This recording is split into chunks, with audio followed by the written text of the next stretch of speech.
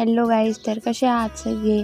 तर आज होती होळी आणि मी काढत होते रांगोळी आणि आमच्या प्रज्वलला होळी खेळायला कोणी सोबत नव्हतं, त्यामुळे तो गाडीसोबत होळी खेळत होता. आणि त्यानंतर वैष्णवीने केलं होळीचं डेकोरेशन. आमच्या केळ्या तुम्ही पाहू शकता किती छान झाल्या आहेत. आणि हा आहे आमचा लसूण.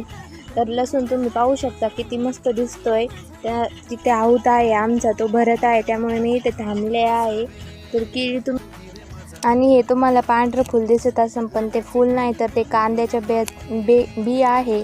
तर हे पहा आम्ही किती कांद्याचं बी लावलेलं आहे. त्याला गोठापासून ते तयार होतं.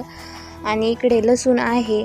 तर आमचा असा आहे गोठ्या शेजारील परिसर, तिकडे तुम्ही पाहू शकता. तर हा आंबा आम्ही फक्त लावून 5 महिने झालेले आहेत, तरी पण त्याला बार आलेला आहे. ते कलम केलेलं रोप आहे, त्यामुळे त्यांना बारही तेवढ्या पटकन येतो. तर हा गहू पूर्ण काढायला आलेला आहे. तर हा आहे आमच्या गोट्या मागचा गहू.